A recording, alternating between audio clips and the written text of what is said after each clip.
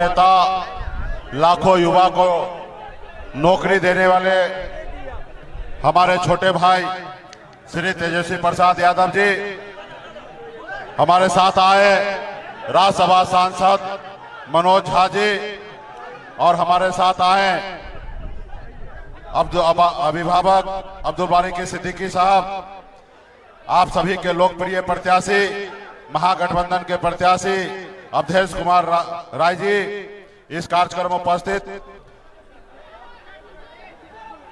हमारे जिला अध्यक्ष भाई जय जय राम जी और प्रदीप वीआईपी पार्टी के युवा नेता प्रदीप जी, संजय सिंह जी, मोहित यादव जी, अशोक यादव जी, इस कार्यक्रम में उपस्थित शिवदयाल जी, जय जय राम जी, चंद्रशेखर वर्मा जी, राजेश चौधरी जी, शिवजी जी, राम सिंह जी, फौजी साहब, सुमन जी, प्रदेश उपाध्यक्ष वीआईपी आजाद सहनी जी, वीआईपी नेता दुलार चंद सहनी जी, प्रेमलता जी, तमाम महागठबंधन के सभी नेतागण, साथियों और बड़े संख्या में इतनी धूप में बड़े संख्या में यहाँ पर उपस्थित सभी युवा साथी, सम्मानित गार्जियन, माता बहन, मीडिया के साथी, सभी को सनप मल्ला मुकेश सहनी की ओर से नमस्कार प्रणाम।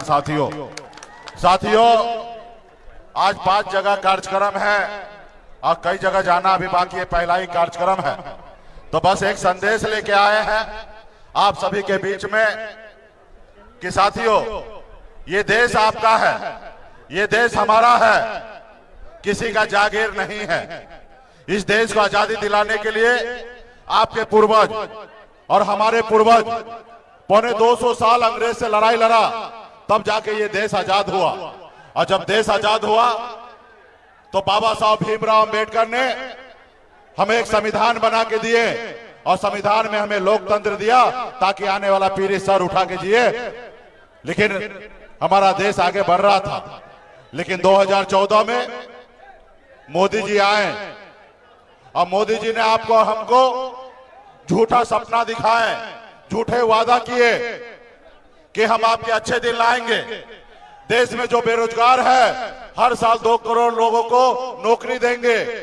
उन्होंने कहा कि देश के किसान का आमदनी दुगुना करेंगे। उन्होंने कहा कि विदेश में काला धन है, वो काला धन को लाएंगे, हर किसी के खाते में 15-15 लाख रुपया देंगे। जैसे हिटलर ने अपने देश में झूठ बोलकर सत्ता लिया था, उसी तरीके से हमारे देश में नरेंद्र मोदी जी ने झूठ बोलकर देश के लोगों से हमारा सत्ता लिया।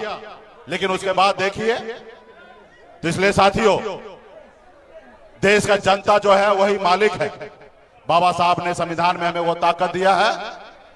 आप सरकारी नौकरी में जाइएगा, 60 साल के बाद आपका रिटायरमेंट होगा, लेकिन नेता के लिए सिर्फ 5 साल का समय दिया गया है। इसलिए दिया गया है कि नेता आपकी बात करे, आपके हक अधिकार की बात करे, आपके लिए काम करे। अगर सही काम ना करे, सही से वो आपसे वादा पूरा ना करे, तो जनता के पास पूरा अधिकार है, क्योंकि जनता ही मालिक है। जनता 5 साल में उसको बदलने का काम करेंगे साथियों, 4-5 साल में बदलने का काम करेंगे। तो साथियों आप लोगों को भी सोचना है, क्या जो मोदी जी कहे वो पूरा किए? क्या 15 लाख रुपए आपके खाता में पहुंचा? क्या किसान की आमदनी दुगुना हुआ? क्या हमारे युवा को नौकरी मिला हर साल 2 करोड़? तो निश्चित तौर पे जब आपका देश का प्रधानमंत्री आपसे इतना झूठ बोले, छल करे, तो क्या करना चाहिए? आपको बदल देना चाहिए ना। तो निश्चित तौर पे ये समय आजादी के जैसे हमारे पूर्वज लड़ाई लड़ा, उसी तरीके से ये लड़ाई है।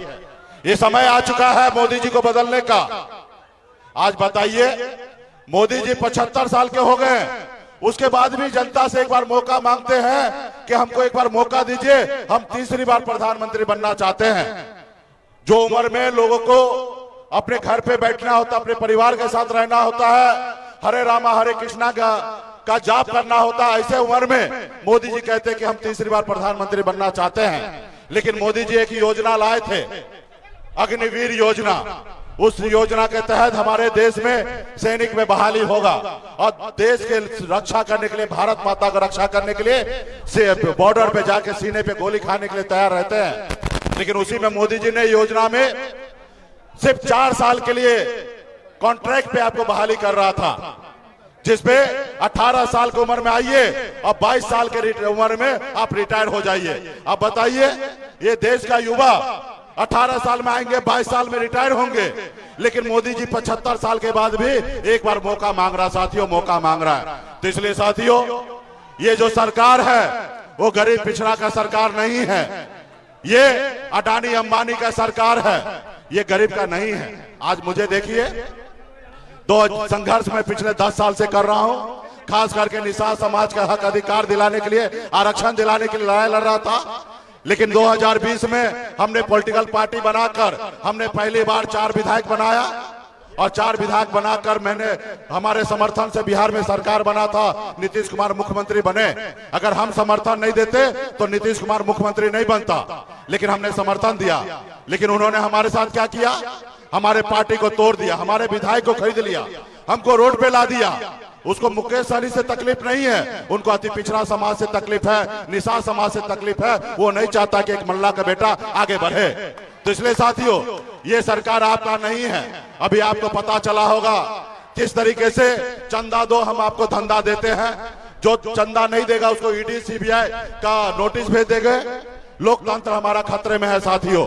आज देखिए, 2 मुख्यमंत्री को जेल में डाल दिया गया है। तो इसलिए साथियों, मजबूती से आपको विचार करना है। एक एक गांव में, एक एक बूथ पर हमारे संदेश को पहुंचाइए। अब मजबूती से आजादी की लड़ाई जैसे हमारे पूर्वज लड़ा, वैसे आप लोगों को बूथ पे लड़ाई लड़ना पड़ेगा, गांव में लड़ाई लड़ना पड़ेगा और ऐसे लोगों को बदलना पड़ेगा। तब आपका विचारधारा का सरकार बनेगा और तब युवा को नौकरी मिलेगा साथियों।